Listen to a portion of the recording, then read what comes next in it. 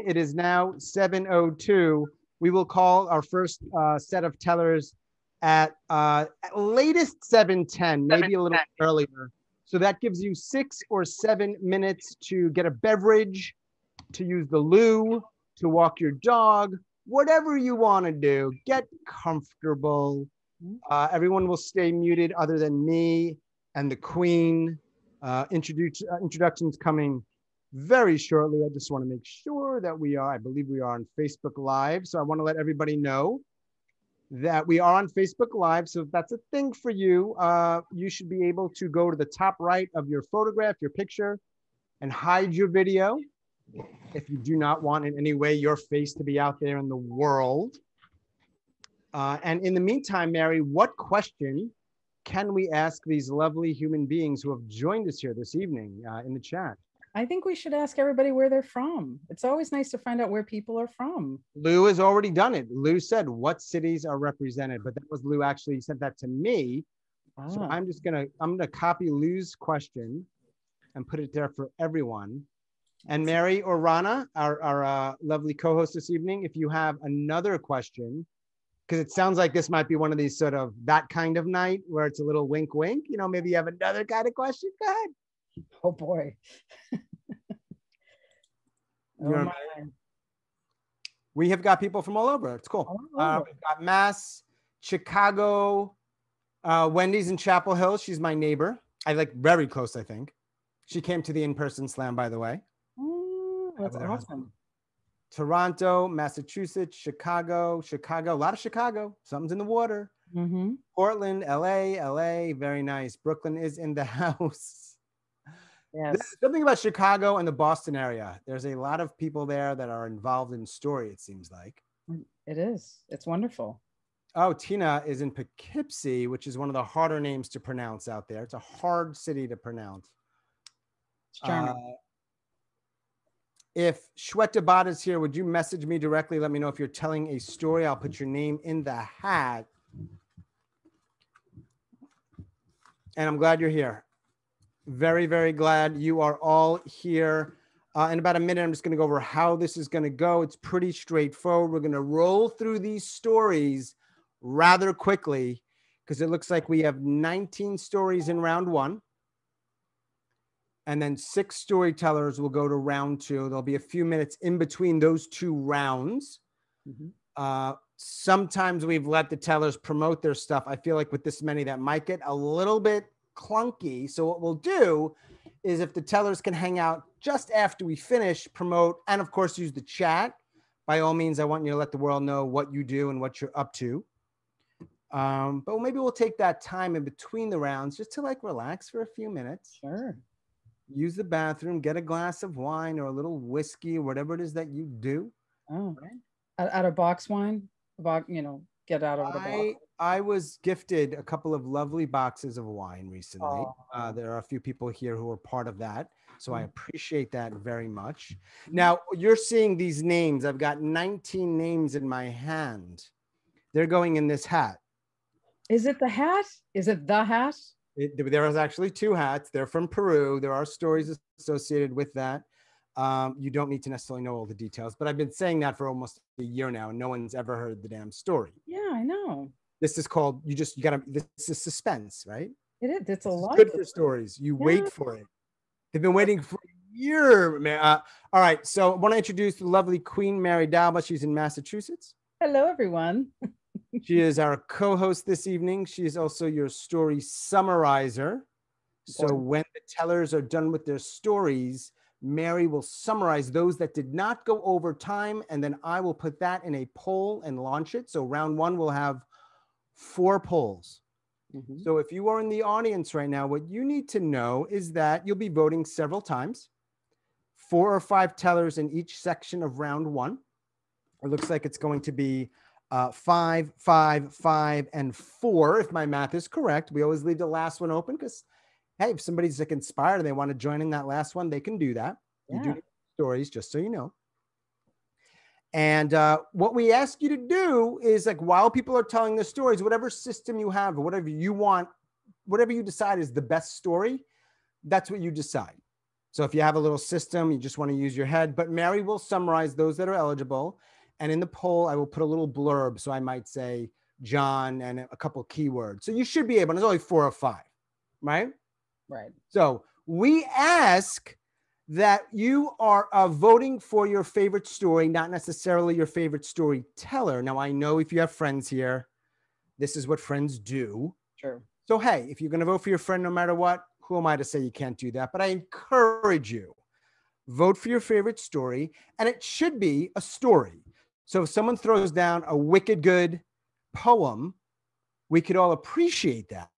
Absolutely. But we don't want to vote for it because there's this story. Now, that can be defined in many ways, but we usually know a story when we hear it. It should be true. It should be personal, right? And anybody who is in that poll that you're voting for was at or under time, which is around 99 seconds. This is a very challenging thing to do, to have a story that has a beginning and a middle and an end, and that is hopefully somewhat compelling and whatever else stories offer. Yeah. So kudos to everybody. I have tried to do it. It is hard. Mary has tried to do it. It is hard. Ronna knows the deal. Ronna, I did not introduce. I apologize. Ronna is our, among other things, our timekeeper. This matters to you because if you get pissed at anybody about the time, don't spew your venom and hate at me. Direct it at Ronna in Brooklyn. I won't give you her address. But no, I'm just kidding. So for both the tellers and the audience, but this applies more to the tellers, at 80 seconds, Ronna Levy will hold a sign up that says 80 seconds. You got about 20 seconds to finish up. If you go over time, Mary will not read your summary and you will not be in that poll. I'm only saying that a few times because it's really important, if nothing else, not to go over time. All right? Challenging. Did I miss anything, Mary or Ronna? I think I've covered the basics. You have Peruvian hat, box wine, 99 seconds. Don't go over. We want to put you through the next round. Do a great story. Yeah, we're good. We're good. So I've got 19 names in here. I'm going to pull out 5 right now. Right now. In the order that I pull them out, they will tell their stories. And all 49 of you who are here, minus me, I guess, because I'm part of that 49, thank you. Really appreciate it.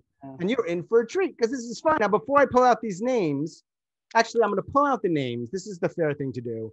And before our first teller tells their story, we have a guest.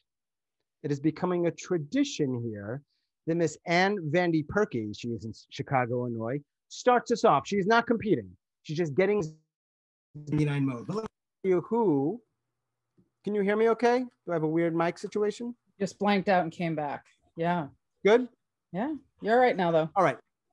Yeah. So I'm going to tell you the names, and then we're going to listen to Vandy's story, and then our official first teller will go. Our first teller this evening will be Jeff. Storyteller number 2 will be Tina. No. Storyteller number 3 will be Barbara. Storyteller number 4 will be Tracey. And storyteller number 5 of section 1 in round 1 will be MJ. Okay? Jeff, Tina, Barbara, Tracey, and MJ. Before we ask Jeff to unmute and tell his story, Miss Ann Purky, unmute yourself. I will spotlight you, young lady, and the stage is yours. Thank you, Sean. So glad to be here. It's June 2021. I'm sitting in the office of Lester Q. Crack, plastic surgeon to the rich and disturbed women in my lily-white town.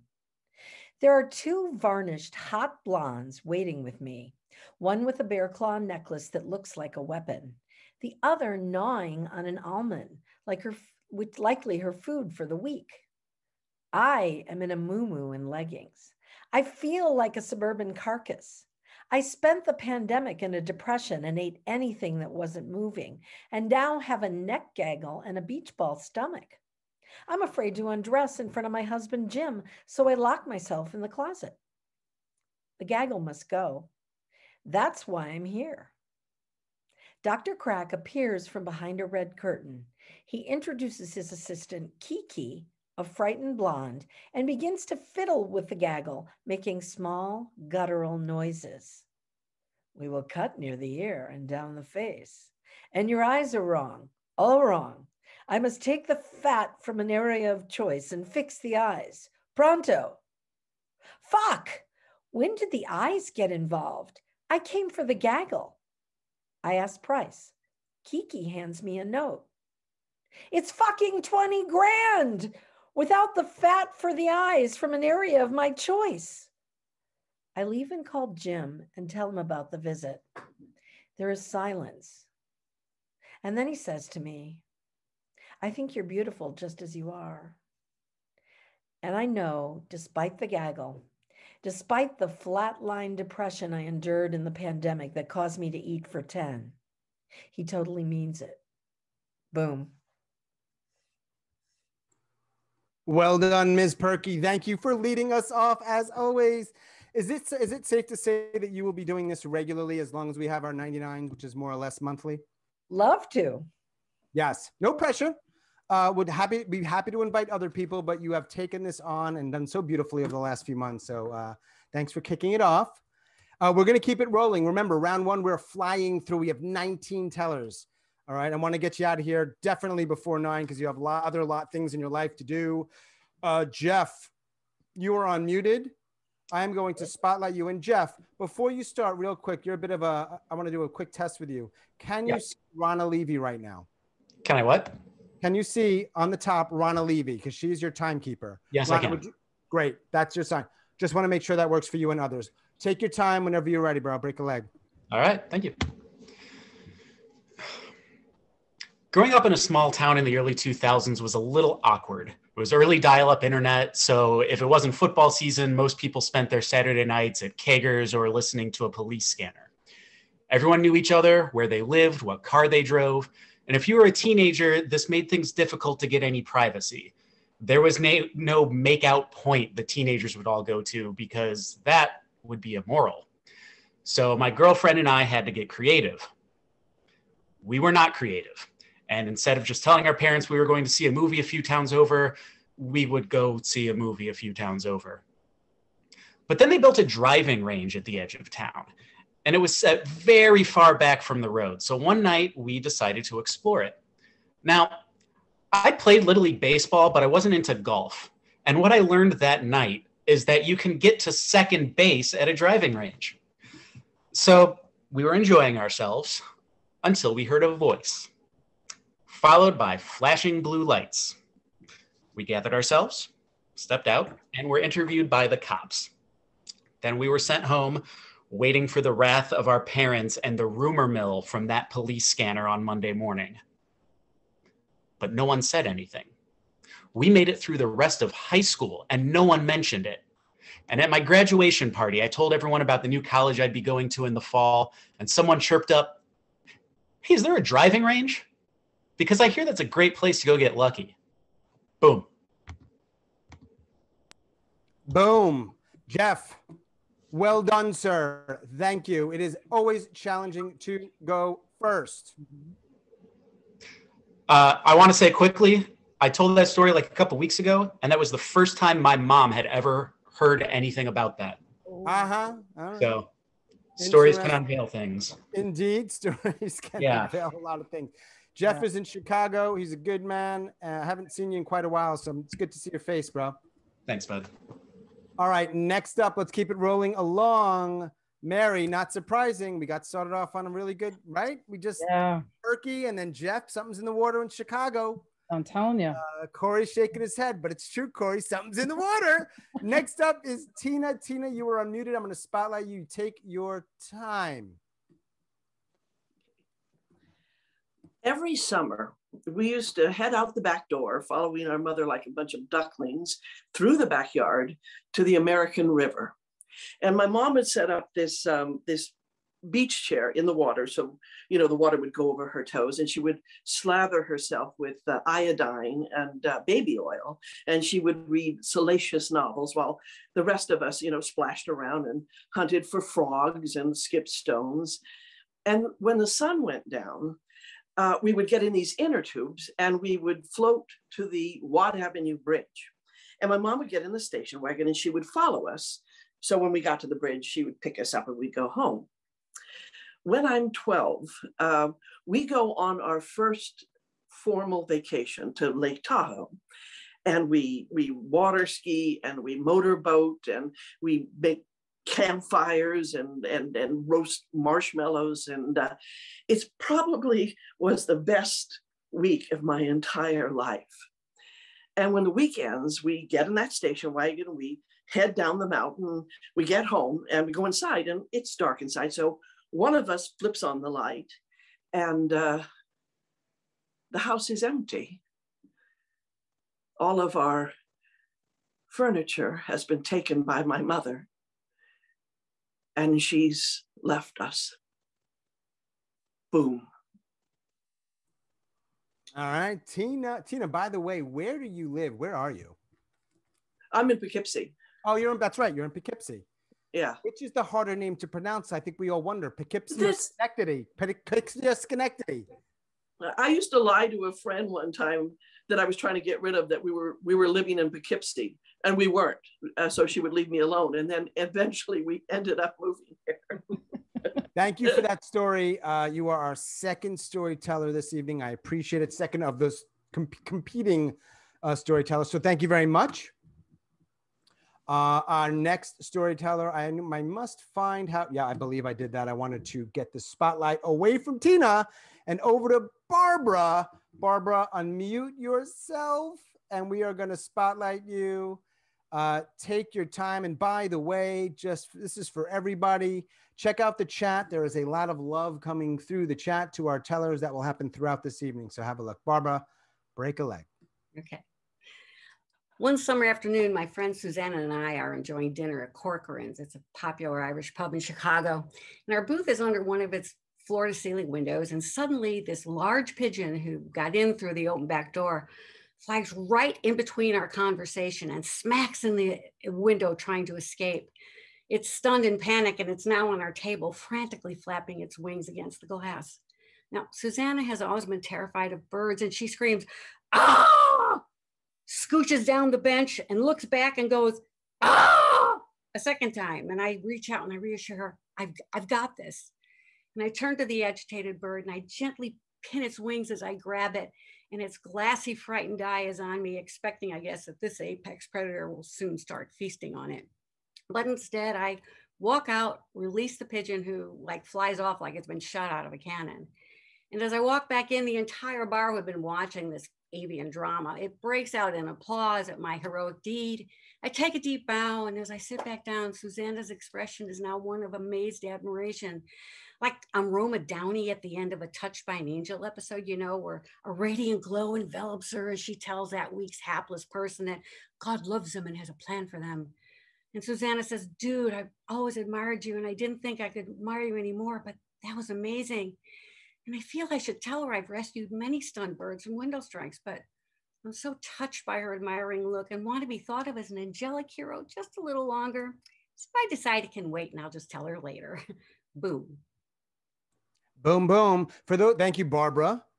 There might be a few people here who have never been to a 99. Understandable. Thank you for being here. Boom is not required after your story. It is a very clear indication that you're done, but somehow that has just organically grown to be the thing. We highly encourage it. Highly, highly encourage it. Right. And remember, tellers, please, I want you to take your time and make sure that you can see Ronna on the top of your screen. Sometimes the settings change, and I want to make sure that you can at least see that warning of 80 seconds. If you can't, we'll work it out. Tracey, you good? Awesome. Take your time. Okay. My best friend got me a ticket to see the Ramones for my 21st birthday. But first, I needed an ID that proved that I was 21, and I only had a week to get it. Now, Kelly said that she would take me to a DMV outside of Boston to get my ID because the lines would be shorter. But between her work schedule and my work schedule and the hours of the DMV, we only had one day that we could go. So I called the DMV and I found out everything that I needed, and I gathered up all my documents, and she picked me up and off we went. And as advertised, there was no line. And I took out all my papers and I dropped them in front of the lady, and I was so excited. but something must have gotten lost in translation because I didn't have anything that proved my address. And the woman behind the counter said, don't you have a tuition bill or a medical bill or a utility bill? And I said, I have all of those things at my apartment in Boston. I don't have time to go back there and come back here. And I could feel the Ramones slipping between my fingers. And so I rifled through my bag and my pockets to see if I had anything, and I didn't have anything. And then I found a crumpled up birthday card that I had grabbed out of my mailbox on my way out the door just a few days before. And I held it out to the lady and I said, please, it's got my address on it and a canceled stamp and a postmark. And she said, no, that's not going to work. And I said, please, it's from my grandparents. It's for the Ramones. And she processed my ID and I got to go see the Ramones at Avalon before they both disappeared. Boom. Boom, boom. Thank you, Tracey. In Queens, by the way. Yep. People Home know of the Ramones. Home of the Ramones. I'm obsessed with location. I don't know how that came to be. Mary knows this. Ronna may know this. For those of you that did not hear at the top of the show, Queen Mary is our co-host, the lovely Queen Mary in Massachusetts. And this evening, Ronna Levy, who, by the way, has won a 99-second slam in the past. She's modest, though. She doesn't brag about that. She's just kind of chill. She's our timekeeper and a judge. All right. So the 4 of our tellers from round 1 will go through audience vote, and 2 will be a judge's vote. 1 is Mary and 1 is Ronna. Next up, final one for section 1 of round 1. Let us find Ms. Mary Jo Pollack, the lovely, in Arizona. Mary Jo, take your time. Put yourself on mute. So I just want to clarify, Ronna, when you hold up 80 seconds, that means 80 seconds have gone, so there's only 19 left? Okay. Just checking.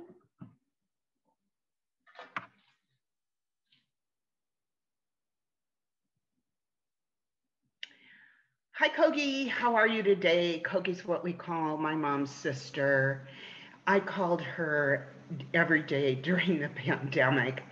In January of 2020, she moved into this gorgeous assisted living apartment in a building where she already had friends. She couldn't really live alone anymore. She was no longer driving, and Minnesota winters are really treacherous. And then 2 months after she moved, the pandemic hit and everything was shut down, all meals in the room. I thought, well, I'm going to call her every day and it'll cheer her up and it'll cheer me up too. And I was always working on stories. And I'd be asking her tons of questions. She was such a good resource. I always was able to get information, something I'd forgotten, or new information about a family member that I never knew. I loved talking to her. And at the end of every conversation, we said, bye. I love you, big hug. And after over a year of these calls and hearing many stories from her, she passed. And that ended all the stories from that side of the family. That generation is completely gone and there's nobody left to ask anymore. Bye. I love you. Big hug. Thank you, Mary Jo. Boom to the boom boom. Great start. 5 storytellers, 5 stories. Beautiful job. Ronna, you know what you need to do should any of those storytellers go over, and I do believe we are good. I'm always relieved. I never want to be the person that says, sorry, you don't qualify, which means the lovely Queen Mary is now going to summarize, and then I will launch that poll soon thereafter. Mary, whenever you're ready. Sure.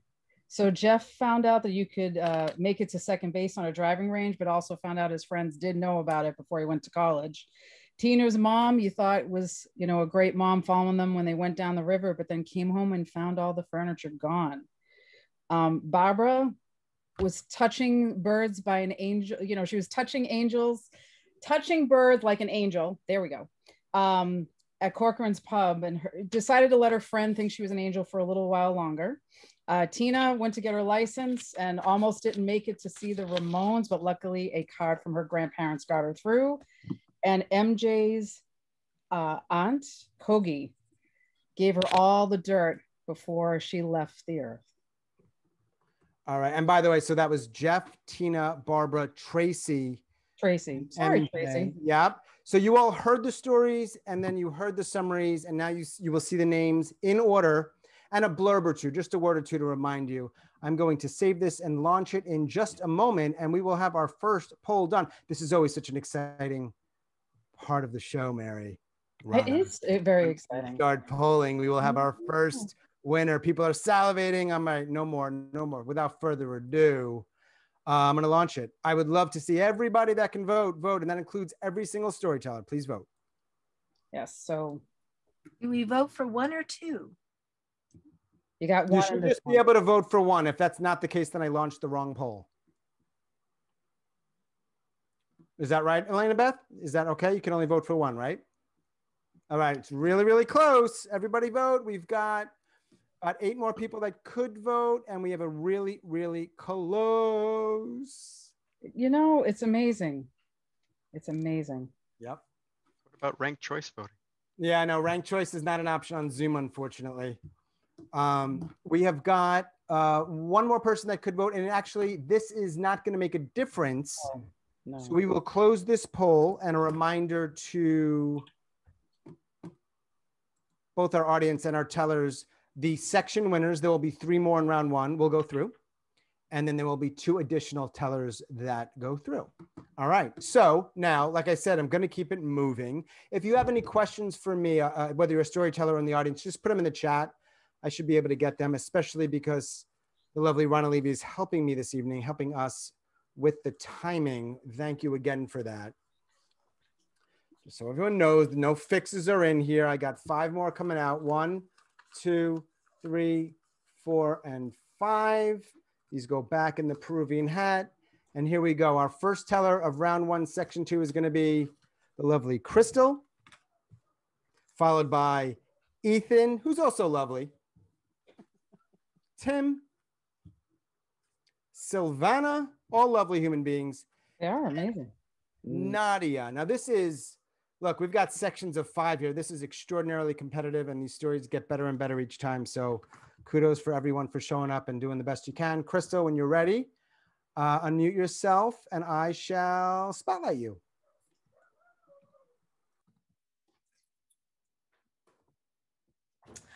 I've just made my very first purchase on Craigslist. It's a massage table, not because I'm a practicing masseuse, but it's going to serve as a set piece for my new and upcoming one-woman show.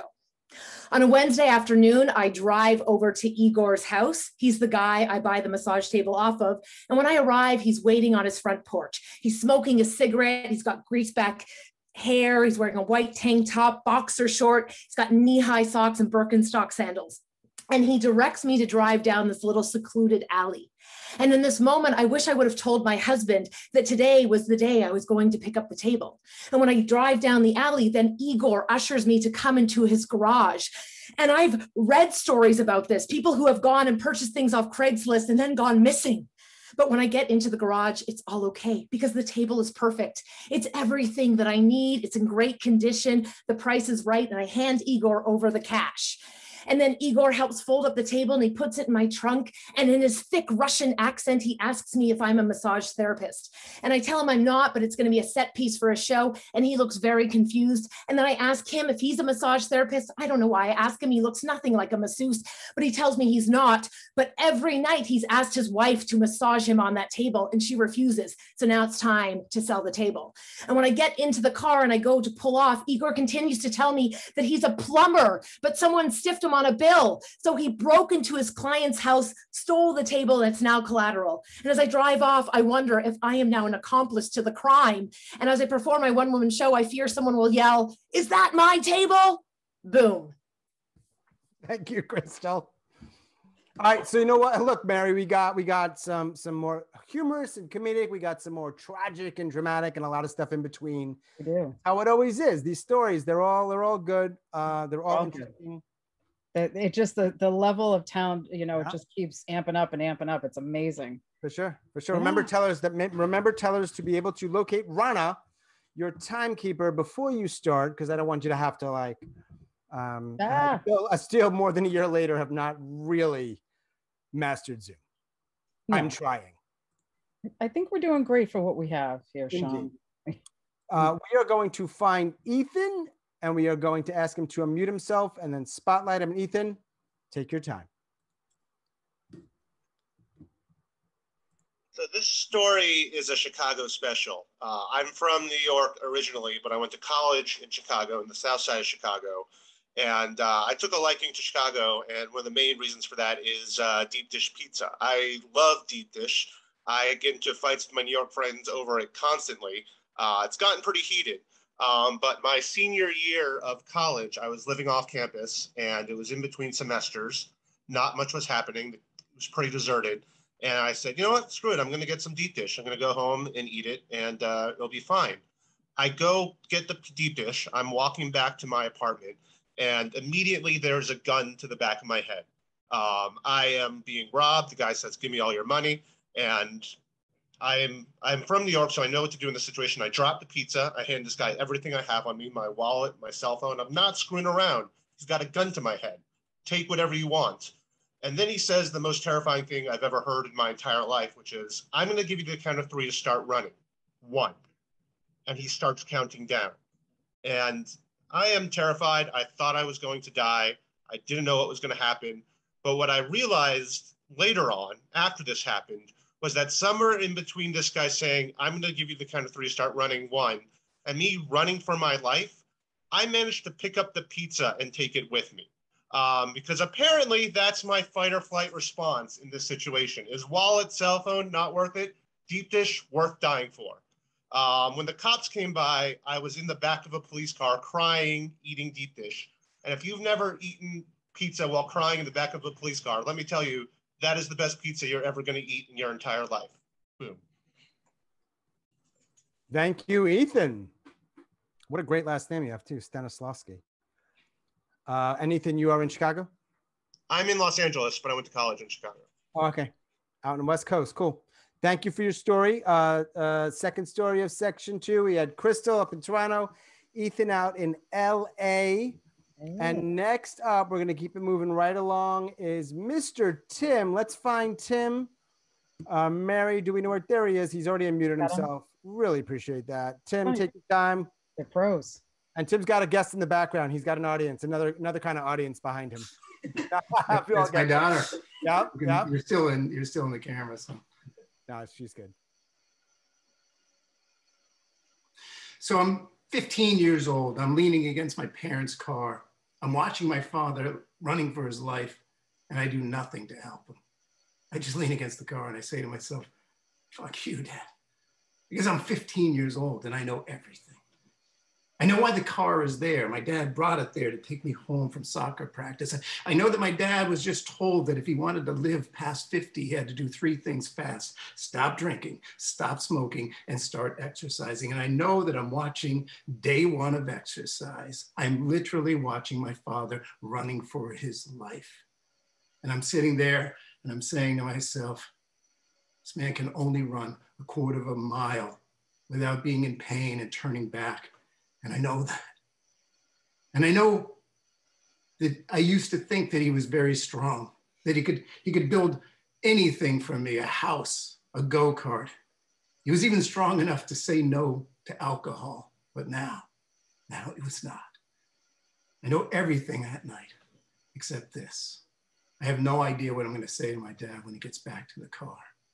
It's funny, now that I'm older than my dad was when he was running. I know that he had not run just a quarter of a mile. He'd been running his whole life, been running away from his childhood, running away from the pain and the poverty of depression, running away from the pull of alcohol.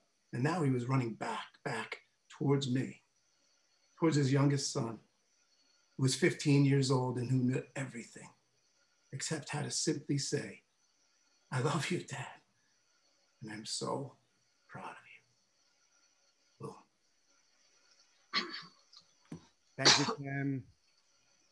Tim is in Massachusetts, yes? Tim is in Northampton, Massachusetts. A lot of people in Massachusetts. So we have had Toronto, LA, and Massachusetts, I believe. It's actually just 2 time zones, but obviously 3 different lovely places. Am I right? We are going now to the Pacific Northwest, I believe, although I know she travels a lot, so I'm not sure exactly where she is. Silvana, let's find you. And there you are. You've already unmuted yourself. I will spotlight you. You take your time. A friend that worked at a group home for emotionally disturbed children said, Silvana, there's an 8-year-old girl that her name's Terry, and she'd be perfect for you to adopt. Now, we didn't have any kids, so we considered adopting an older child. We went to Terry's caseworker and he said, no, she's not eligible to be adopted. I persisted and he said, well, you can visit with her on the weekends.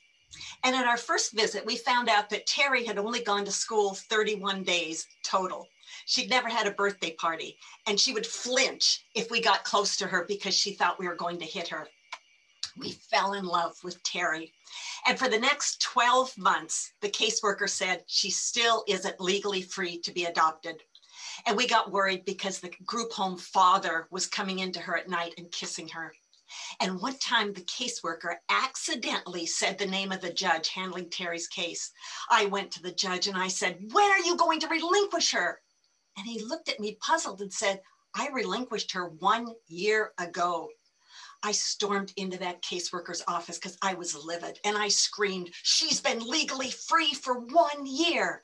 And he says, oh, it never occurred to me to open her file. I never opened her file. This man had never opened a child's file and she could have been with us for 1 year. I got hold of the judge. Within 2 weeks, Terry was living with us. Within 6 months, the adoption was finalized. And soon after, I made sure that that caseworker was unemployed. Boom. Thank you, Silvana. You are actually, are you in Pacific Northwest as we speak? Yes, I am home in Pacific Northwest. You're back home. Okay. I know you travel a lot. All right. Thank you for that story. I appreciate it. We all appreciate it. Our final storyteller of section 2. I believe we're going back to the Midwest. Her name is Nadia. Let us find Nadia, who will unmute herself. And Dan is also waving because they're neighbors, I think. There you are, Nadia. Take your time. I was on top of the world, 10 years old. And for the first time in my life, I was commuting to school by myself. No older bossy sister to tell me what to do or not to do. It was just me in my killer red sport pants. My commute included a train ride to the big city and a walk to my grandma's house. When I got on that 7:30 a.m. train, it was so packed I could barely squeeze. My face was smooshed against the dirty, greenish looking window of the train. No wonder the second I got off the train, I threw up all over. But after I cleaned up, off I went on my walk to my grandma with a piece of cake in one hand and a bottle of cranberry juice in another, till I needed to pee, really bad. With no public bathroom in the way, I decided to run to my grandma's house, whose building I could see in a distance. As I got closer, my feet stepped in a big pothole, and I tumbled to the ground, scratching my cheeks. And at that moment, pee just gushed down my red sport pants, and tears went down my cheeks while I was wondering, how am I gonna tell my grandma that I peed my pants? Then all of a sudden, the skies opened up and a torrential rain soaked me to the bone in less than a minute. And just like that, I was on top of the world again because the rain saved me from an embarrassing explanation. Boom. Boom, boom. Thank you, Nadia. So that was Christel, Tim, Ethan, Silvana, and Nadia. I am waiting to get word to ensure that everyone was either under time or at time. I got the thumbs up. I know, Ronna, you'll message me if someone's over. I'm just so like neurotic over here. All right, Queen, it's in my DNA. There's just reasons why the neuroses doesn't go away. It's another story. Mary, you ready? I'm ready. Yeah. Okay. So was Christel an accomplice to getting a stolen massage table for her performance? She got one at a cheap price, but it could have cost her a lot more. Ethan had his priorities straight, as someone in the chat said, when he was robbed, but when he was fleeing for his life, picked up his deep dish pizza. Tim knew that his dad was running back towards having a healthy life and towards spending more time with him, even though he had to quit his dad had to quit smoking, drinking, and had to start exercising. Silvana made sure that Terry had a wonderful home to come to, and that caseworker who had never opened a file found another job. And Nadia was saved by Mother Nature when she had to go to the bathroom and had an accent, but the rain made sure that there was no weird explanation that had to happen. As always, you are very, very good at that. So again, to our audience, you heard all the stories. Again, in this poll, you will see them in the same order they told, and a little blurb. I'm going to save that. You know what, Mary? Yes. Every time I do this, I always get worried that I'm going to launch the wrong poll. Yeah, but it has never happened. Never happened. I'm on a roll. I'm labeling things better. Christel, Ethan, Tim, Silvana, Nadia. We've got 45 people, I believe, who can vote. I hope you all do. Please. Knock yourselves out. Have some fun. Vote. All right. Really appreciate Tellers, you bringing the goods and sharing these stories, telling them they're wonderful. And to our audience, there's so many things you'd be doing on a Sunday night. You're here with us. Thank you. This is extraordinarily close. Oh my God, yes. So, okay, I should have said this. What we're going to do, if there's a tie, whether it's a two-way tie or a three-way tie, and there's one more person who could vote, we are going to do, I think it's called a runoff, where we just put the names that are, right? That's the only way to do it. The only way to do it. And we're going to wait another 15 seconds because one vote will make a difference. It would. What a terrible time to go get a drink. Number 45. Wow. I'm going to launch Mary. Yes. I'm going to launch another poll. That will take me a little time. Okay. I am wondering. Yes, love. Oh. Yeah. Did you see what happened? Yeah. Uh-huh. All right. We got a winner. We do. All right. We got a winner. That was really interesting. Yeah. Whoever you are, that last voter, you don't need to identify yourself, but that made the difference in that particular section. It was actually a three-way tie. It was. And that person won by one vote. Yeah. But you know, maybe those others will be able to will go on with you or Ronna's vote, right? Yes, that's true. That's true. It's hard. Now, whoever goes to the second round, we're doing things a little bit differently. I don't let them know in advance who the order. We just go one by one. We're trying to raise the stakes because the winner's getting $99.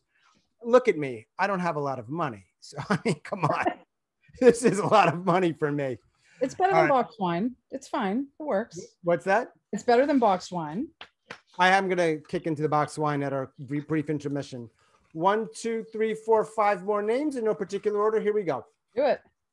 Starting section number 3 will be Emerson. Then it will be Shweta.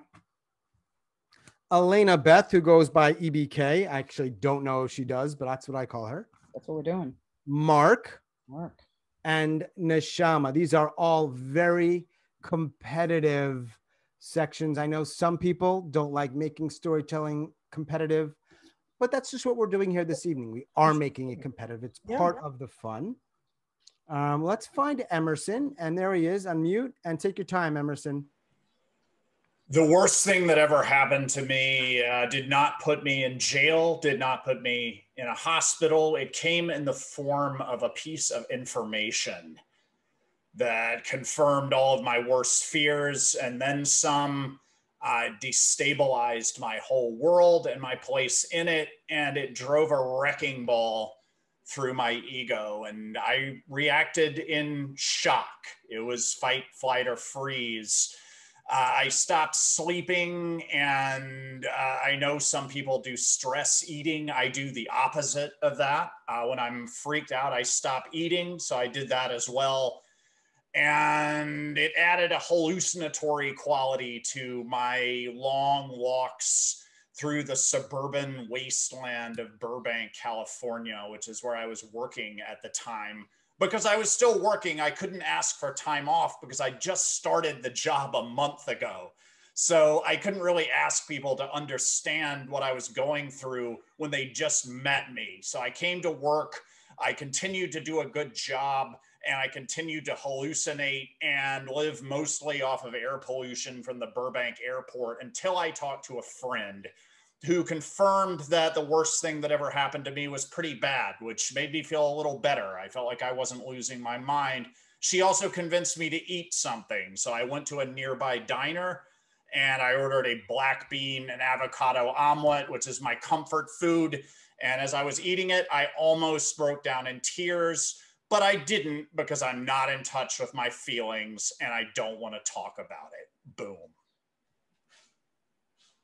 Thank you, Emerson. Emerson, you are in the West Coast. You're also in LA? LA, entertainment capital of the world. Indeed, indeed. Thank you for that.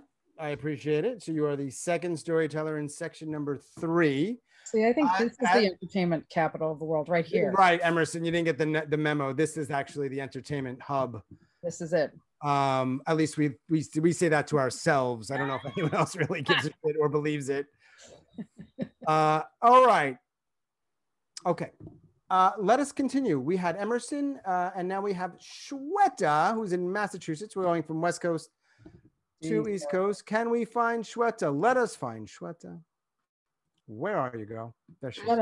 Chat with us. Already unmuted. I'm going to spotlight her. There she is. All right. Sorry, one sec. Okay. I just need to get Ronna on my screen. You got her? I got her. Cool. It's the second week of the first grade, and I'm seeing these posters plastered all over school, and they have the picture of a boy, and they say, "Get well, feel better, we're rooting for you." And so I asked Mrs. Hill, my first grade teacher, "Who's the boy and what's wrong with him?" "His name is Chris, and he's really sick right now." "Why?" "He has a bump on his head." "A bump on his head? How does that make you sick?" And then she says this word that I'm not supposed to know, but I know: cancer. My grandmother just died of cancer last year. And so I ask her, "Is he gonna die?" And she says, "Well, that's why we hope he gets better." And so I come home and my babysitter opens the door and we're playing, and somehow my hand makes its way to my head and I feel a bump. And Chris had a bump, and now I have a bump, and I can feel it. And so I run to my babysitter, and I'm telling her, "I have this bump. I need you to call my mom. I need you to call my mom." And so she calls my mom, who's at work, and I'm telling her, "Mom, I have this bump, and Chris has the bump, and he has cancer, and Grandma had cancer, and she died. Does this mean I'm gonna die?" And she looks at me through the phone, and she says, "No, honey, you're okay. Nothing's wrong. You're going to be fine. I think Chris has a bump inside his head, not outside." And it didn't matter how much she said. I knew what death was now, and it really, really scared me. Boom. Thank you, Shweta. So that was Emerson, West Coast, Shweta, East Coast. We are now going back. We're just like ping-ponging back and forth. We're going back to the West Coast. Do me a favor. If you're not named Sean or Mary, would you please keep yourselves muted? I don't want that extra noise. I am guilty of that sometimes. Unless your name's Elena-Beth. Perfect. Spotlighting you. Take your time, Elena-Beth. There's a big animal sanctuary in Utah whose website says, and I'm going to start again because my timer didn't go off. There's a big animal sanctuary in Utah whose website says the founders came together in the turbulent 1960s in search of a better life. What the website doesn't tell you is that they were a cult then, known as the Process, and they wandered through the streets of London with flowing dark capes and wolfhounds by their side. I met them when they were in another iteration, the Foundation Faith of the Millennium in New York in the 70s. I was utterly in love with all of these wonderful British accents, the way that they'd say, "Oh, shalom, love." I felt like I would do anything for them, but not really. I did not want to become a part of the cult because I saw people changing their names and changing their beliefs.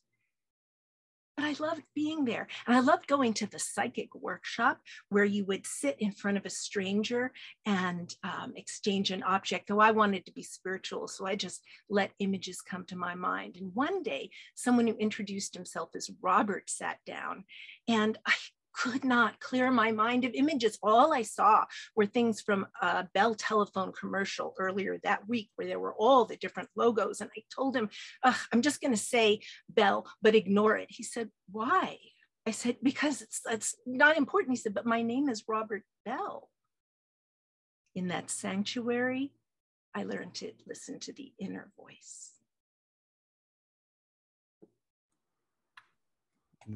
Thank you, Elena-Beth. In Cali, yeah? Yes. Appreciate that. So again, I don't even know. It says, Mary, we're doing this. We're going back, forth, back, forth. I literally just looked at the two other names. This has never happened in the history of the 99 and maybe in the history of live entertainment. Emerson, tell me if I'm wrong. We will go from east, west, east, west, east, west, all five back and forth. You can't script this stuff. No. Going back East Coast is back to Mass, of course. We will find Mark. And when we find Mark, there he is. Mark and that mustache, we will spotlight him. Take your time, Mark. We're in the car, driving back to the shelter. The cat's in the carrier, and it's yowling like we are cutting off her toes, and I feel like a traitor. We pandemic volunteered for this cat shelter to foster. And the first cat they gave us was this little 8-pound thing colored like a baked meringue. She had blue eyes. And she looked a little Siamese. She talked a lot, and she was always really anxious. Her eyesight was bad, same with her hearing. Her teeth were all rotten, so the shelter just ripped them all out. They told us she was 3, but we're thinking like 7, 8. It's all marketing anyway. They tell us her name's Barbie, but I mean, who calls a cat Barbie? We call her Busy Bee. And after a week or so, her appetite starts to improve. She's a little less anxious. She really likes belly rubs and crawling into my lap. Every once in a while, she'd try to bite, but she has no teeth, and her gums were still sore, so she couldn't even really gum you. And then the shelter calls. They say someone wants to adopt her. So we shove her back in the carrier, and with every yowl, it feels like all that progress is just unraveling. Is fostering just a way of window shopping for a better pet? Was it her fault she didn't come to us perfect? Boom. Thank you, Mark. We are 4 tellers into section 4 of round 1. That was Emerson, Shweta, excuse me. Sorry, Shweta. Elena-Beth and Mark. And as promised, we are now going back to the West Coast. We're going to find Neshama. Where are you, young lady? There she is. She's waving. And then after Neshama's done, if everyone's at or under time, we will vote. Neshama, break a leg. Thank you. I got invited to participate in an epic telling of the Odyssey in Canada. And the chapter I got was it was difficult because 27 ghosts came at Odysseus in no apparent order. And even though I don't like to do such things, I memorized it. And there I was, ready to tell 15 minutes before my time to go on. And all of a sudden, my brain was scoured of words. And I grabbed the book and I started leafing through it. And then I realized that wasn't going to work. And then I remembered what we said before we started this. Sing to me, O muses, and we will tell your story. And I just had to trust that those muses would be with me. And I opened my mouth and out came those 27 ghosts in perfect order. And it was such a relief. Now, a little while later, my oldest granddaughter was graduating from college in vocal performance, and she had given her all to a brilliant master class. And then she said, I've lost my voice. What am I going to do? And we tried shoulder massage and we tried tea. And I finally said, Akela, I want to tell you something. And I told her this story And she stood up there in her magnificent gown, and she opened her throat and outpoured this magnificent voice. What this is all about is the transmission from generation to generation, but even more important, the healing power of story. Boom. Thank you, Neshama. Great job, y'all. So that was section 3 in round 1. We are moving at a fairly rapid pace. Normally, I like to do a little talking in between, but I've learned 1, people want the show to move faster, and 2, no one really gives a shit what I have to say. They just want to hear stories. I get that. That's true. It's not true. No, I mean, it's fine. They're not here for me. Everybody was at or under time, which you know how much I love. So would you please do what you do and summarize, and I will launch this poll. You got it. So Emerson got a piece of information that blew up his life and learned that maybe eating, even though he wasn't in touch with his feelings, would send the hallucinations and some of the thoughts away. Shweta knew what death was about when her grandmother left, and Chris, her classmate, got sick and then got scared when she got a bump on her head. EBK, Elena-Beth, was very excited to hear the British accents of the folks in the cult. However, she learned in the sanctuary when she was talking about bells to listen to her inner voice. Mark fostered a cat during pandemic, and the cat yowled, I think, back and forth between visits, and realized that maybe sometimes, you know, cat shopping and fostering isn't the way to go. And Neshama said, sing to me, O muses, and I will tell your story. Pass that down to her granddaughter, and realize that not only did the muses help, but the generational energy did too. All right, let me just finish up my blurb from your blurb. The blurb from the blurb. I've done it. I am not nearly as good at this as you are, but once again, they've heard the story, they've heard your summary, and they will see this. So I think that's fair. I do too. Right? I do too. And we will launch our 3rd poll. We have 49 people here, and there are only 3 of us who cannot vote. So please, everybody, vote. Yeah, it made such a difference last time. Make sure you vote. Yeah, totally did. I'm drinking wine now, by the way. Oh, excellent. You succumbed. We've got a close race here. Oh, yeah. That box wine came a-calling. 4 more people could vote, and it can make a difference. Absolutely. Maybe it's that same person who's, you know, who knows? Like, maybe they're just like doing it for us now so that we have like some suspense, which I appreciate. 3 more people could vote. It can make a difference. So 20 seconds more. It'll be a full minute that the poll is up. So we can hopefully get as many people in as we can. By the way, this is our last section of round 1. There's only 4 here, total of 19 tellers. So if by chance one of you out there is so inspired that you now want to tell a story, you can. You can unmute yourself right now and say, add my name to the final section, and there will be 5 and not 4, but you have about 12 seconds to make that decision, which frankly is better. You don't want to overthink this too much. You want to be like, I'm in. You don't want to think about it because you'll psych yourself out. Does anybody want to unmute themselves and say, I'm in? All right. We will give you another 8 seconds to make that decision. Hey, Sean. Yes. Hey. I'm in. All right, baby. Woo-hoo! Mr. May.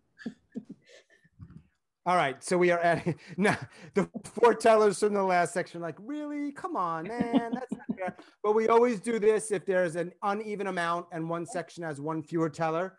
That's why we do it at the last one, and we just say, hey, there is an opportunity for you. We are an inclusive group, mostly, I'd like to believe. All right, I'm going to mix these 1, 2, 3, 4, 5 names up. And number 1 is going to be Erica, West Coast. Kory, Midwest. Lou, I'm not actually sure, but we will tell him, he will share with us after his story. Mr. Dan in the Midwest, and we will end with Angela, I believe, Northeast. She is. Erica, are you ready? Can you unmute yourself, please? Yeah. Take your time. Make sure that you can see Ronna. She's your timekeeper, and break a leg. Wait. I have to see Ronna. You got her? Yeah. Cool. Okay. Take time. Okay. While pursuing acting in New York City, I became an expert waitress at this quaint cafe called Centosette. Once the Village Voice wrote us up and mentioned the friendliest and best waitress, me. But after 4 years of working there, I was burned out and my bunions ached, and the rejection had gotten me very discouraged from agents and managers. This one night, I was really busy at the cafe, and I politely asked this unassuming, wiry professor type of a man who had been sitting there all day if he didn't mind giving up the table. I really needed it, and he lost it. And he started choking me.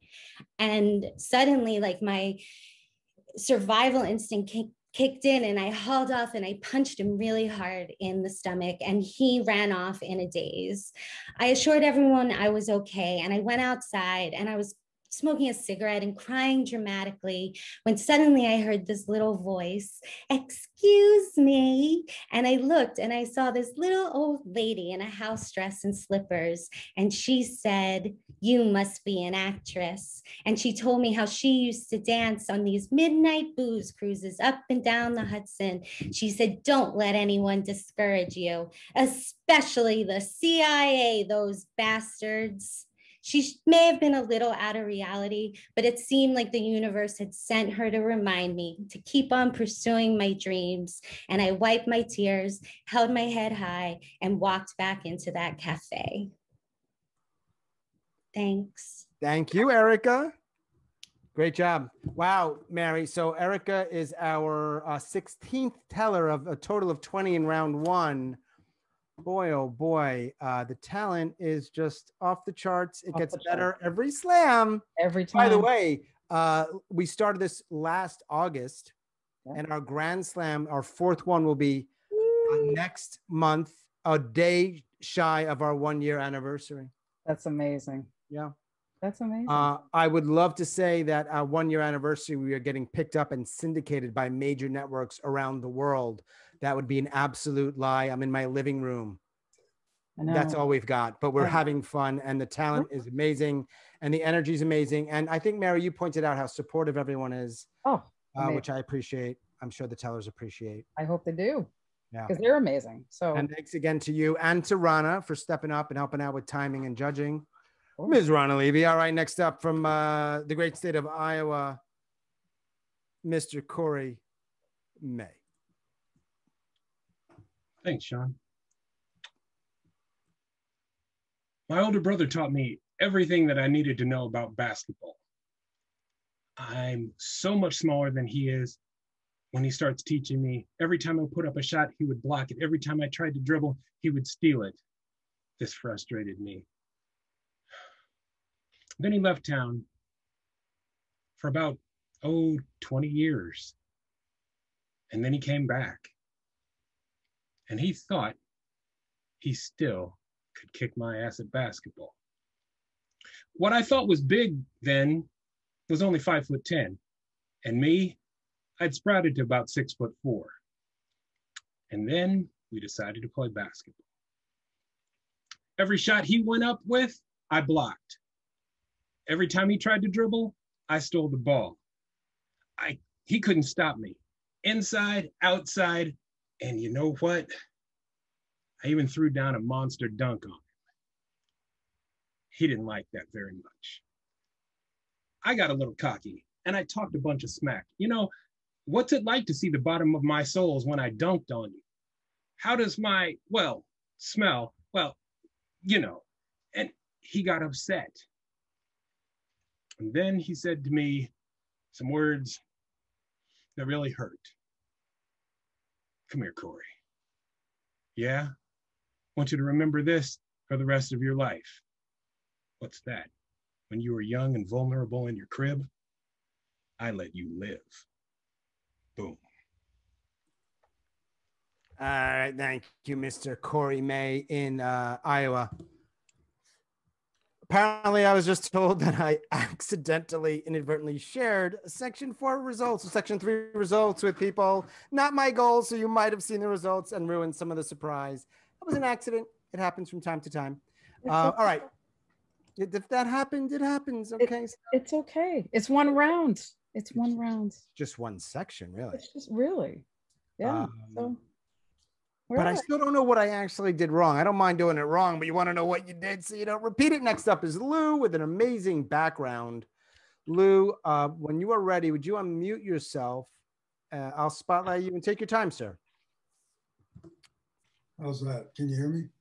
Perfect. Okay. My son was just born. I was in the delivery room. He had light brown hair, and he came out fighting like Muhammad Ali. Sort of scary. Then they wheeled me and my wife down the hall into a waiting room, and they brought my son into the room. And this was the first time she had ever been with him, with holding him in her arms. Oh, it's my son. He's so gorgeous. He's going to be a movie star. He's beautiful. And something inside me said, something's wrong. I'm looking at this boy, and he looks smaller than what I had just seen in the delivery room. His hair looks darker.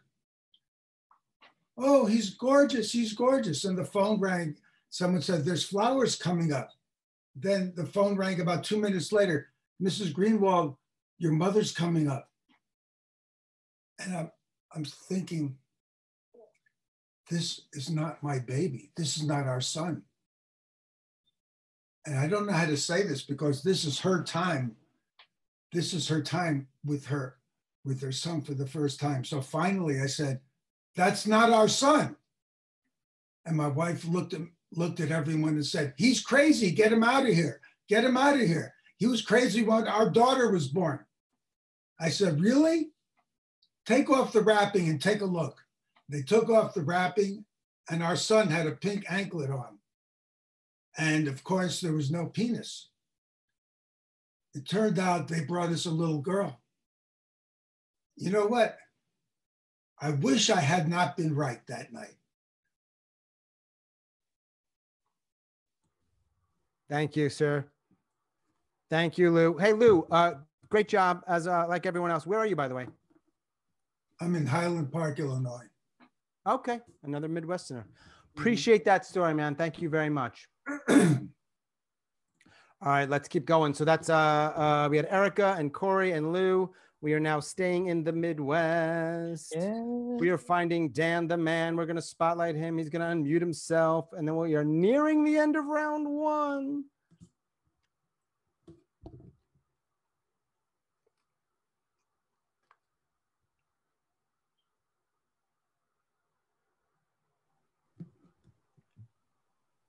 Success. There we go. But you've time. Did you request? There we go. Hey everybody, thank you so much for coming and listening to all these stories. That was like, it's very nice of you to be here and share this with us. Men do this one thing that drive women sad, and this conversation changed me, saved me. The stars are pushing through the thin, wispy clouds, and Sarah and I are sitting on the steps of the Lincoln Park Zoo's admin building. I'd lived what I thought was the greatest story of my pandemic year, and having just finished regaling her, I wait like a hamster looking for a treat. But she scolds me, as a mother might a child. What if Mackenzie had lost you? Men think, what's the worst thing that could happen? Death? As though that's no consequence at all. I cut her off. Yeah, what's the worst possible outcome? Best possible outcome, because I get to go to heaven when I die. Win-win, take risks. She catches my eye and she says, "No. You forget that people here on earth will be sad. They'll miss you.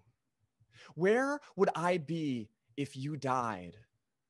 What does the rest of my life look like without you? How do I find out? Who calls me? What do I think for the weeks before it dawns on me? How does Mackenzie find out?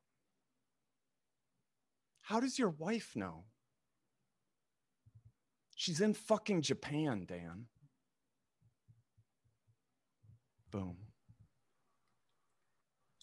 Thank you, Dan. Storyteller number 19 out of 20. Yes, I want to add, I agree with you 100%, Dan. It is a lovely moment for people. And I appreciate you all being here and sharing. Angela is here. She's already ready. She's unmuted. Spotlighted. Take your time, Angela. Great. Just getting my timer. Sure. I'm moving, so I'm working in the kitchen. And every now and again, my soon-to-be ex-husband comes in and picks up a box and carries it down to the basement. I pick up a huge stack of packing paper and I put it on the only empty space in the kitchen. I grab a glass, I wrap it, I put it in a box, mine. I grab another glass, I put it in a box, his. Or is it his and hers at this point? I reach for another glass. I lean in too far. I hear the clicking of a pilot light and I look down and I see that the entire stack of paper is on fire. And a thought enters my head in that moment. And it is, if I can get myself and my 2 cats out of this house, let the motherfucker burn.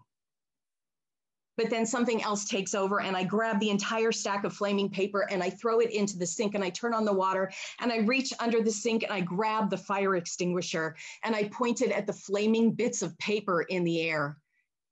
And in a moment, there's just feathery bits of black ash and yellow snowfall from the fire extinguisher. And I'm standing there when he walks into the room. And I think to myself, when I said, let the motherfucker burn, was I talking about the house or was I talking about him? And I'm still not sure. Thanks.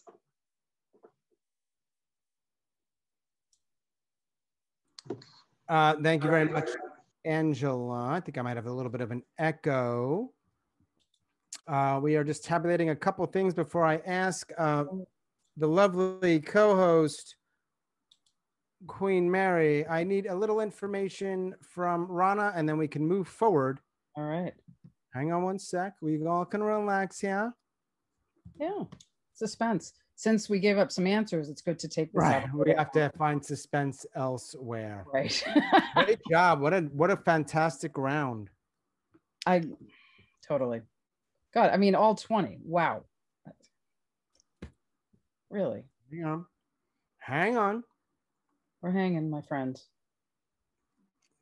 I don't know if everybody else is drinking box wine, but this might be a good time. Just so you know, we're going to run this poll in just a second. Yeah. Then we got winners to announce and another round to do. And indeed, there's a lot happening. We still have things on the list to check off here, Sean. We've got things to do. I've got a couple of announcements to make. Hang on. We're just working this out. I want to make sure that we get this right so that we can... It's behind the scenes kind of stuff. Mm-hmm. It's true. It's true. I should let everybody know. So 20 tellers. In a few moments, we will have 6 second rounders. I am killing time here a little bit. It's okay. 3 and 3 or 5 and 1 or 4 and 2. But 6 are going through. So we worked it out. Just wanted to make sure, because I don't want to say anybody's disqualified if we're not absolutely sure. And one of our tellers was over, even though I loved his story a lot. Lou will not be in the poll. He was over by a significant margin. So Lou, it's your first time here. I hope you come back. It was a beautiful story. So let's just get the 4, Erica, Kory, Dan, and Angela. Okay. Thank you to our audience for being patient with me whenever you are ready, Mary. Yeah, sorry, Lou. We always hate to see someone's not with us going through. So Erica got a message from an angel who told her, don't let the CIA discourage her, even though she had just almost gotten choked, to follow her dreams in LA, even though she was working in a cafe just then. Kory, he may have got one over on his brother in basketball, but his brother made sure Kory knew that he got to live. Boy, Dan, was talking about death and how with a friend and how people would find out he wasn't here. So again, another person learning about what death would be like. And Angela, all I have to just say is let the motherfucking burn. All right. I think I've got enough of the blurb clear. We're going to save that and launch it in just a moment. And then when we vote here, we will take a 3 or 4 minute break. Yeah. I have a few announcements. Go do whatever you got to do. We'll come back. We'll announce the 6 finalists and they'll tell their stories and we shall go on. All right. Mary, would you do me a favor and just check the chat, make sure that there's nothing headed to us that we need to address. And again, Erica, Kory, Dan, and Angela, 45 people can vote. I hope you all do. Here we go. And this time, I hope I don't show the results, but you never know. It's all right. If you did, it would only be 2 out of 4. Okay, it's only half.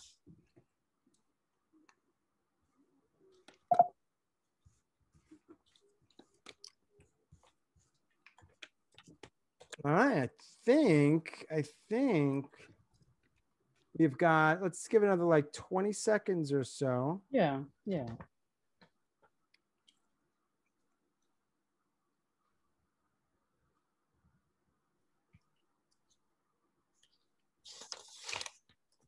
I think we've got ourselves a winner of section 4. Let's see if Sean can do this in a way that you don't see it. Legitimately, great job, tellers. Really, really beautiful stories.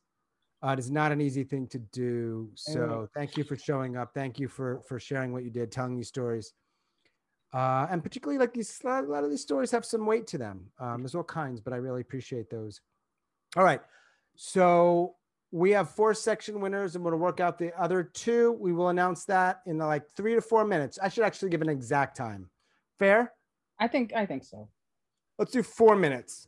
4 minutes. 8:19 and change here. So at 8:23 and change, 8:24, we will announce it. In the meantime, I just have a couple little announcements I want to make. Nothing major. If you want to stay abreast of what is happening in this world, our events, some workshops that we do and other stuff, the best way to do that remains our Facebook group called Grit. So I will put that here in the chat for you.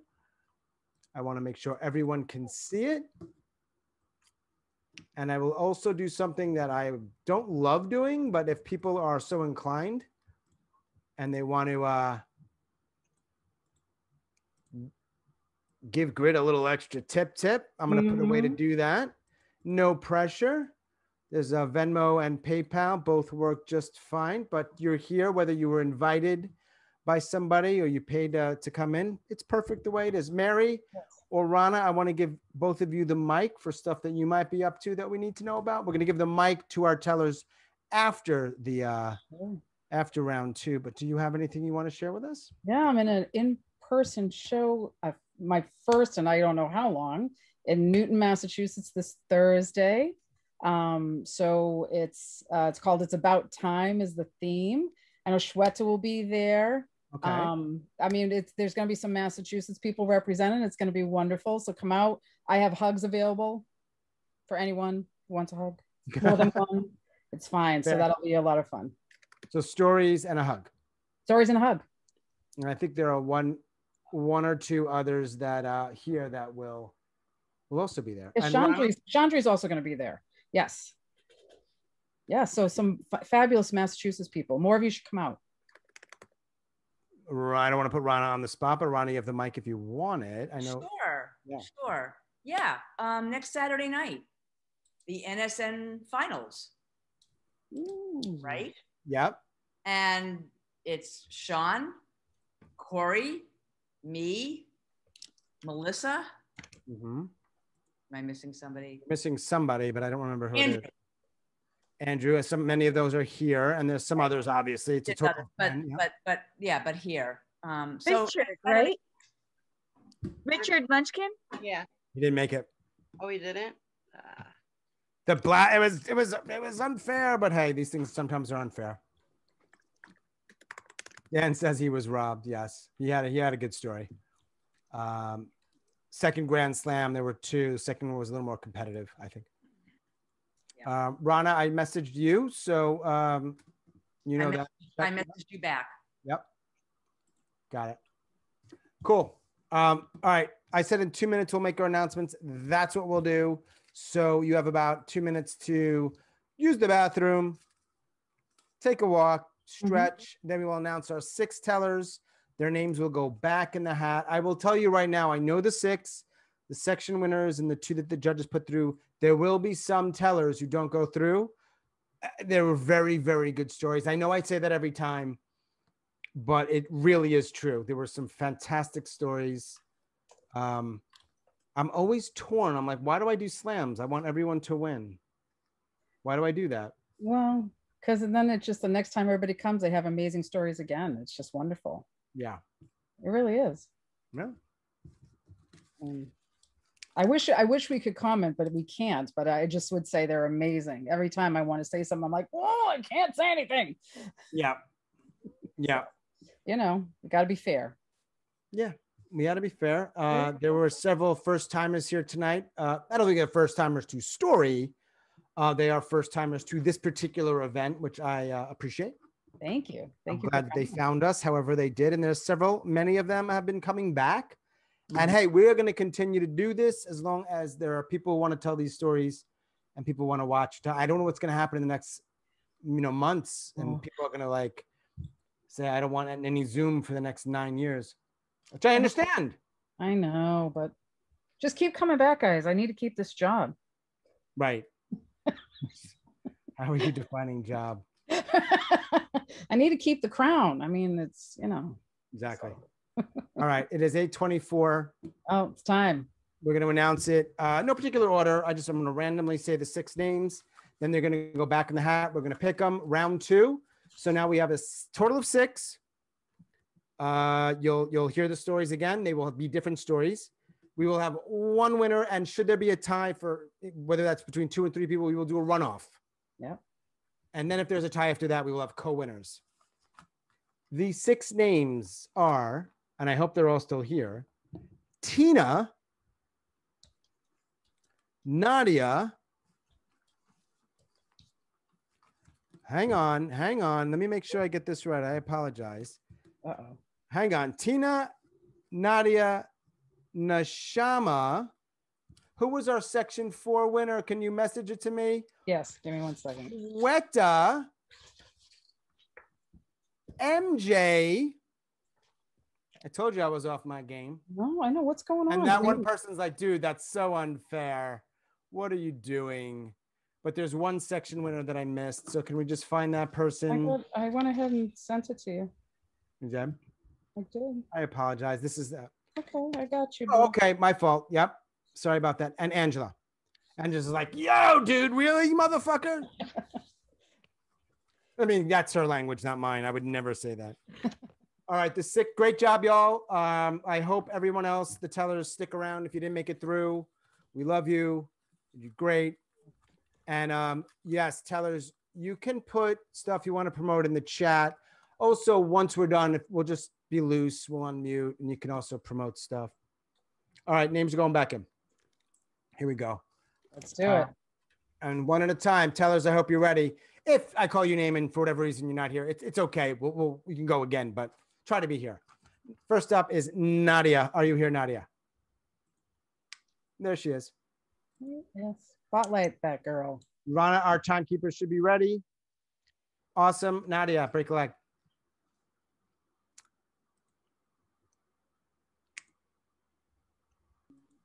Okay. Now I'm ready.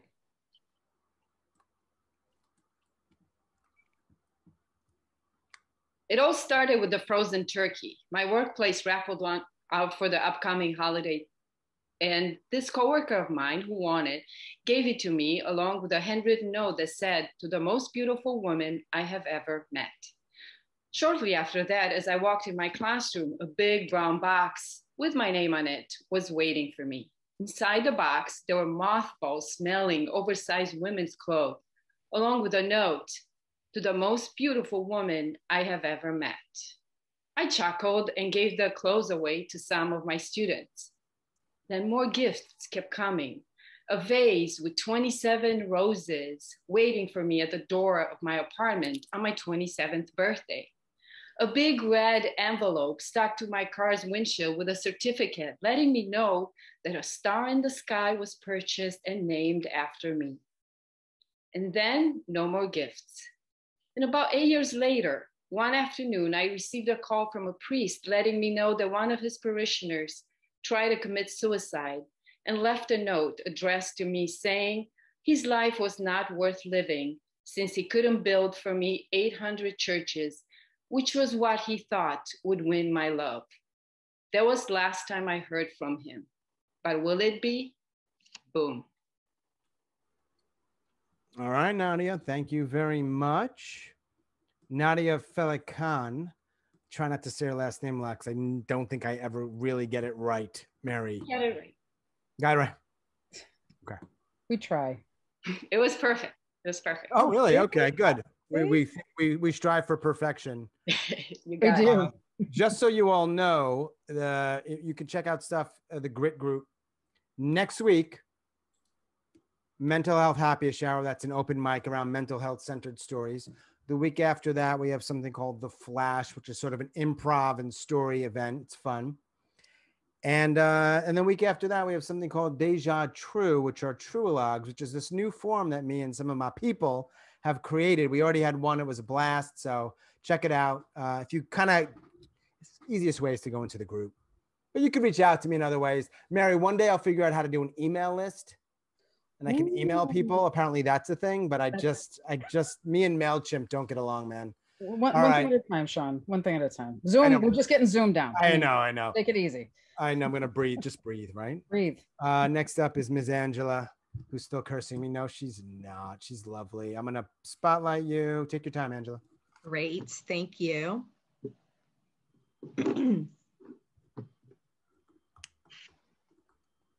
It's the day of my very first dance recital, and I am so excited. I know all my steps, and the teacher has put me right up in front and center, but I'm a little upset because all the other girls are going to have blue eyeshadow and bright pink cheeks, but my mom, she doesn't wear makeup, and so I'm really sad about that, and I'm feeling less than.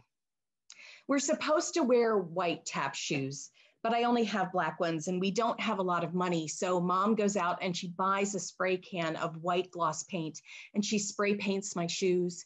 And then she carefully wraps them in paper towels so they won't get scratched. I get to the theater and I take the shoes out of my dance bag and the paper is stuck to the tacky surface. And I start to cry because not only do I not have lipstick on, my white tap shoes have tufts of yellow paper all over them. I wish I could go back 50 years to little me. I wish I could tell her that she is going to spend her life working in the arts, that someday she is going to head up a dance company that tours the entire country, and that she is going to work so hard on some days that the last thing on her mind is putting on makeup. I wish that I could tell her that it's going to be hard and some days it's going to be painful, but it's also going to be really, really great. I wish I could go back, but it doesn't work that way because she's in the past. But sometimes she comes to see me on those really hard days, and she reminds me that I have to keep dancing through the tears. Thank you. Thank you, Angela. All right, so great, Nadia and Angela, round 2. This is season 4. The season doesn't really mean anything. It's an arbitrary thing I created, but it just sounds good. It does. And this is the 3rd slam of that season, and then we're gonna have a grand slam next month with 16 tellers. Similar format. So letting you know now, I think I already published that on Eventbrite. So hey, get your tickets. Get your tickets. You did. I put it in my calendar. I can be also, you can come to this event next month also if you just shower me with the right kind of compliments. Good luck with that. Next thing. Here we go. Good luck with that. Here we go. Right.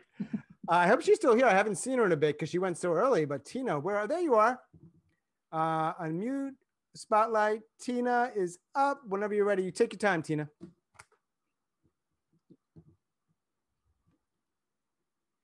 Unmute. Yep. Hang on. Hang on. Ronna is watching. Unmute. I got it. Okay. Yep, I got it. You're good. Take your time. Okay. Unmute. Unmute. There we go. Perfect. Perfect. The reason that my mother left us had been determined by the court. She'd lost custody of us because she had taken up with a very young man, 27, she was 40. So my father got custody of us, and we lived with him for several years, and eventually his mistress joins him. He marries her, and a week after that, he takes his life. But my mother and the young man, his name was Andy Dyers, they stayed together for 50 years until her death at age 90. And I absolutely adored that man. Now, they had a strange relationship because they never lived together. And on my mother's deathbed, I find out why. Turns out that his name was not Andy Dyers. It was Enda McGuire, Father Enda McGuire, S.J., Roman Catholic priest, and the parish pastor at St. Joaquin's in Lockford, California. So it's clear why in all those years, he never showed up for Christmas or Easter, and never on a Sunday. Boom. Thank you, Tina. All right, 3 have gone, Mary. 3 more to go. I just realized, Mary, our finalists are all women. Yeah. There are no men in the finals. Oh, this time. By the way, I don't need there to be men. I'm glad. It does remind me, quick plug here, Grit has a podcast. And this last few months and the next month or two moving forward, it's dedicated entirely to women. Mm-hmm. Once a week, we talk stories. Teller comes on the podcast. They tell a story. We break it down. Yeah. So if you've been on the podcast, some people who are here have been on. Thank you. Yes, yes. I just saw someone put in the chat, women rule the fucking world. Okay, yeah. Fair. Amen, Mary Jo. Amen. I didn't know who put that. Yes, Mary Jo's good. Mary Jo, don't influence the voters. You made it to the finals. Now that's it. You can't. All right. She's trying to get extra votes. Hey, I don't blame her. I don't. Hey, but if you're a woman, season 2 in the podcast, if you want to be on the podcast, shoot me a message. You should be on the podcast. It's a lot of fun. I'm nice. I'm nicer. I'm not kind of a nice guy. Here we go. 4th up of 6. Wouldn't you know it, MJ? Mary Jo, unmute yourself. I'll spotlight you. Take your time.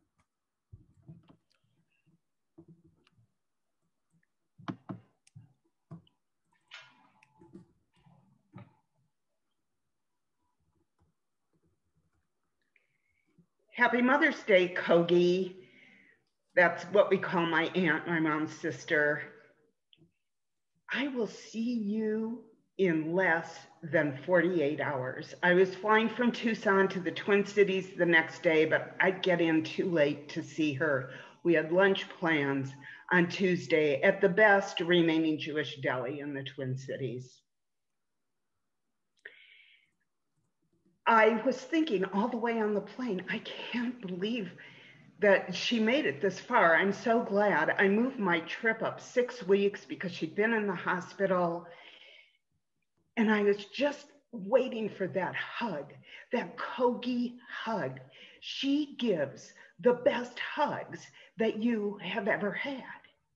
I landed, got my luggage, and then I'm sitting in the shuttle, waiting for the shuttle to take me to get my rental car that I rented only because I was going to visit Kogi, and she'd been isolated for over a year, and I was going to drive her to all of her granddaughters. She would be introduced for the first time to her new great-granddaughter. I was so looking forward to this. And while I was waiting for the shuttle, I checked my text messages. I had 2 from my cousin Mike. The first one said, MJ, we're so glad you're going to be here. Kogi's really looking forward to seeing you later. And the second one said, Mary Jo, Kogi died 2 hours ago. I'm sorry you didn't get to see her. No final hug.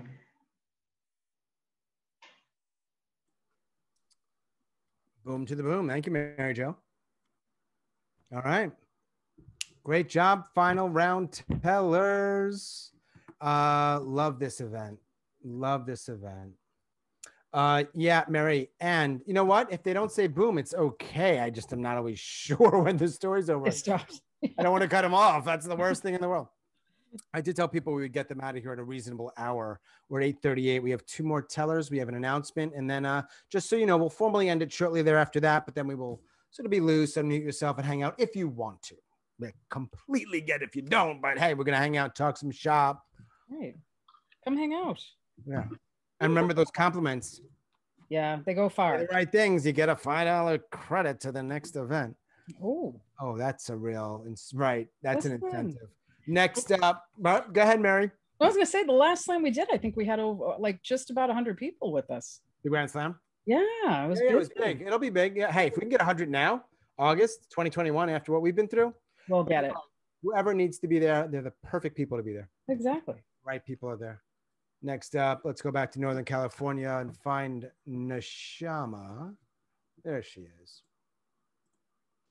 Neshama, whenever you're ready. I am ready. Okay. So coffee was my life. My husband and I, we knocked ourselves out to get the very best cup. We went from Chemex to cold press to water bath, and it was our sacrament. He would bring it to me every morning in bed, a rich, aromatic brew with hot milk in it. I also needed that coffee for my late night shifts at the library. And when I went traveling, if I didn't get a good cup of coffee, I was a bear. On backpacking trips, I actually took 2 thermoses of whole milk, no powdered crap for me. But the universe had something else in mind as follows, because there I was with the norovirus in the bathroom, spewing from every orifice. And on top of it, the indignity of a killer caffeine withdrawal headache. And at that moment, I made some internal turn and I said, no more coffee. And you know, I've never looked back. Now, that doesn't mean I'm caffeine free. I get sweet and spicy, good earth black tea, and it gets me through. But what is so great is the release of all that equipment, all that going to pizza case, for the beans, and also one less frigging addiction. Boom. Thank you, Neshama. Great job, like all of our other tellers. And our next teller is I believe the only one who knew she was actually somebody in the first round knew they were the last one. They were waiting for it. Same here for Shweta. Let us find Shweta. After Shweta goes, if everyone is at or under time, like before, we will vote. Yes. And we will have a winner. And these 6 who are in the second round are in our Grand Slam. I don't know if that's news to them, but congratulations. Where are you, Shweta? There she is. She's on my second page for some reason. Oh, okay. Why are you doing that? Take your time, Shweta. It's my first time in Italy, and I'm here with my Latin class. And we got off in Milan, and then we went through Verona, and now we gondola to our hotel in Venice. And finally, I can shower. So the concierge hands me and my roommates our key. And we go up to our room. And as we're going up the floors, I see all my friends getting their floors, and they look pretty nice until we get to our floor and realize it's an attic. And we walk in, and the ceiling is kind of at the slant where even in the tallest part, you have to hunch over a little bit, but I make a beeline to the bathroom. I need to wash my hair. And I see there's a tub, and I'm squatting in it and trying not to hit my head and wondering how I'm going to wash my hair until I see this sink-looking thing right next to the tub. And I'm thinking the hotel must have thought of this. They must have known that somebody couldn't wash their hair. So I sponge bath myself a little bit and then dunk my hair into the sink. And I wash it and I feel great. And I put my towel on and I open the door, and my two roommates are laughing at me because they're wondering how the heck I was able to accomplish this. And I tell them, guys, look at that sink. And then they look at me with absolute horror in their face. Shweta, that's a bidet.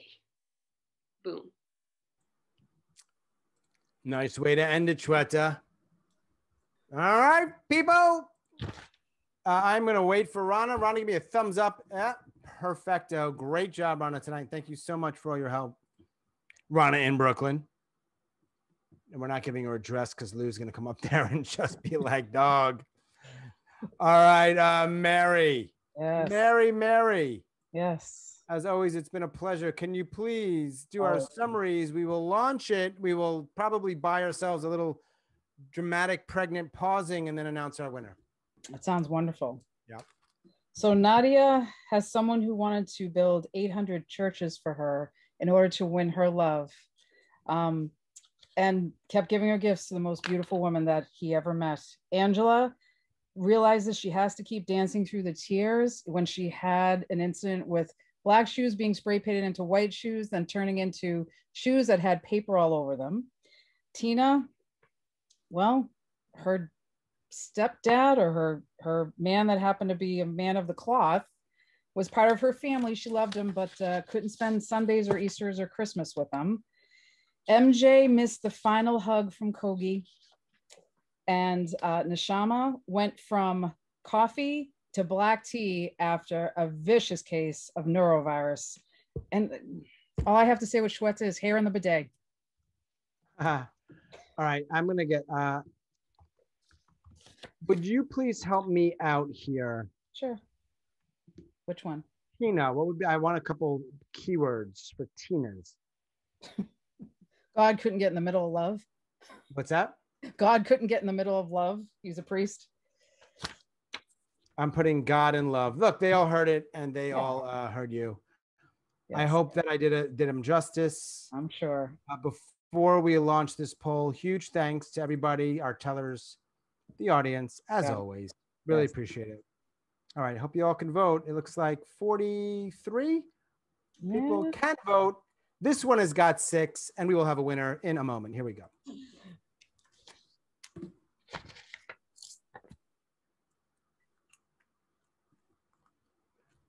It's gonna be close. It really is. Now, yep. And you know what? That's a testament to the stories because they were so good. They were very good. Oh. Great job, for real. Yeah, great job. Yeah. We may have something 99 related before the Grand Slam, but I think we're going to run with the Grand in August, and then we'll see what happens. I want to keep doing it. Yeah, please keep coming back.